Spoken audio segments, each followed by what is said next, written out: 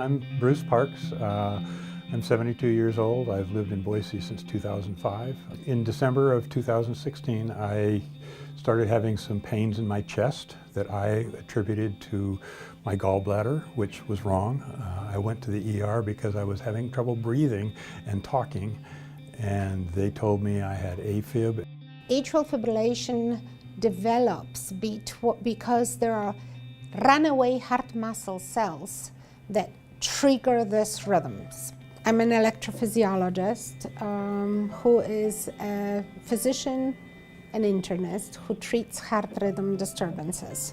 That AFib is a very serious thing that is going on with your heart. It's not going to get better on its own.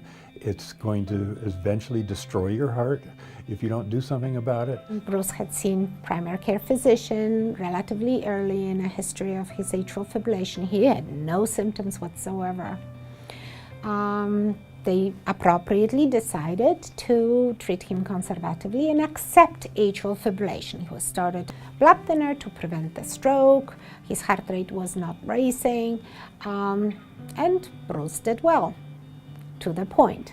At the second seminar, when she asked how many people here have AFib, and about most of us in the room raised our hands, and she said, how many of you have been told by your doctors just to leave it and take some blood thinners and we'll watch it? And we all raised our hand, and she said, that's wrong.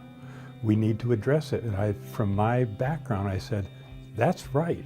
If there's something going on with your heart, it's not going to get better on its own, and we need to do something. This is a 3D model of the heart, and the top of it are atria, and that's where electricity swarms like tornadoes, not one but many. This is healthy heart muscle. The green speckled part is a scar. So you can easily imagine that electricity gets trapped in between the scar and starts meandering, and that's what atrial fibrillation is.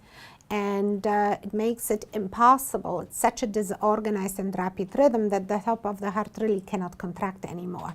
So what used to be a pump becomes effectively a lake. And that lake has a lagoon right here. And in that lake, in the lagoon, the blood stops moving. What happens to the blood that is not moving? It is clotting. Everybody has that lagoon. It's called left atrial appendage. And you see, it's friendly on the model. Look how complex and large it can be here. Right? You see, it looks like a chicken wing. The hybrid approach to long-standing persistent atrial fibrillation management has two stages. The first stage is performed by a cardiothoracic surgeon, minimally invasively and on top of the heart. The second stage is performed through the venous access, and it is electrophysiological procedure. It's not a surgery, and it's done from the inside of the heart. We actually both do the same thing, just on two sides of the heart muscle, one on top of it, one from the inside. And the goal is to form linear, non-permeable lines that do not allow electricity to proceed and continuously activate the rest of the heart muscle. Atrial fibrillation is nothing to trifle with. It is not like treating appendicitis. You just cut the appendage out.